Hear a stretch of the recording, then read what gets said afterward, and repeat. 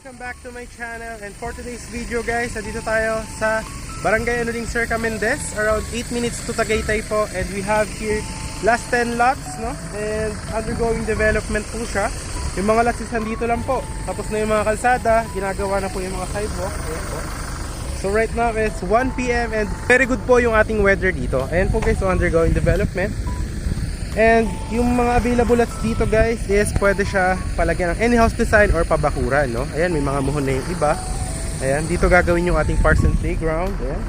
Kasya yung mga big cars like pick up going to this property or truck, no? So along Barangay Road, pag diniretso nyo yan, going to Tagaytay is around 8 minutes, no?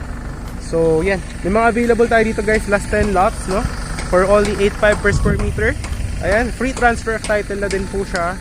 And yeah, any house design, may mga house po dito. Meron din pong kuryente and tubig. And napakalaki po ng concrete road. Ayan po, kung mapapansin nyo. Ayan. And the weather dito guys, pag nakapunta kayo dito ng mga 5 PM and above, no? So, very cold weather and peaceful po. And they have signal for the internet dito. Siguro para mas ma-appreciate nyo siya and malocate nyo, is I will show you yung drone shot ng ating property para mas makita nyo and makita nyo siya kung gaano siya kalapit sa Tagaytay. And yung bayan, nandyan lang, may mga hospital, school, and many more. So yeah, I will show you the drone shot in 3, 2, 1. Ito po siya.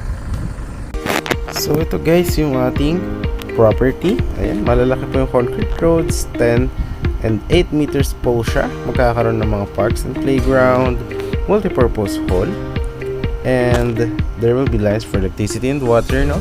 And along Barangay Road lang po yung property.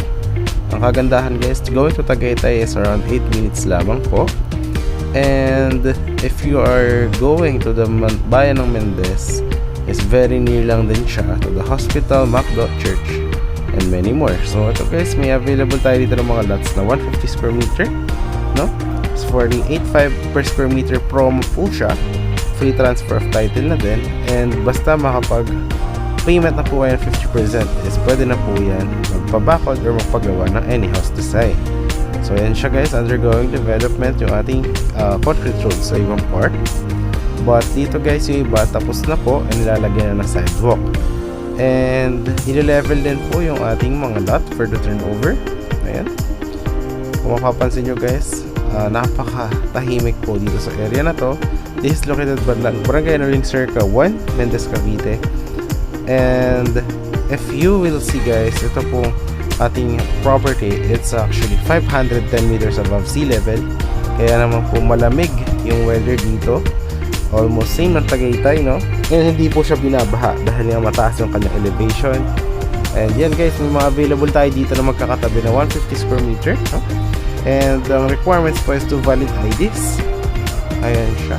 So, dito naman guys, meron ng kuryente and water and there is LTE signal po if you're looking for internet. And kasya po yung mga truck or big SUV and cars. Ayan. And meron din Shopee and Lazada. So, dito guys, may 150 square meter na magkatalikuran.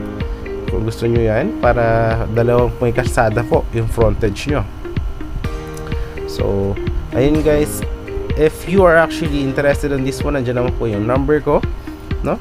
If you are interested. And this one naman guys, after down payment is yung remaining balance is 3 years naman po siya, 0% interest. So no worries naman po tayo dyan. So wala po dito mga swimming pool or clubhouse, no? Mga sample natin ng mga finished projects. So no required house design po siya. As you can see, depende po sa owner kung ano yung gusto nyo ipatayo na house. Ayan. So different designs po yan. Magkakaiba po yung mga bubong. And pwede rin po magpagawa sa contractor nyo. And yan guys, may mga linya na rin yung Meralco for electricity. And meron na rin siyang water. At makikita nyo guys, malapad yung mga concrete roads dyan. Ayan. So perfect na perfect siya for the getaway property. Meron ding basketball court. Merong multi-purpose hall and playground. Na talagang perfect na perfect para sa small family or you are with your kids. Para healthy living. Actually, maganda rin mag-walking dito. Lalo pagka madaling araw is naghahamog po dito. Dahil this property, ito pong develop na project natin, is just around 8 minutes to Tagaytay boundary, no? Kaya napakalamig po talaga ng weather niya.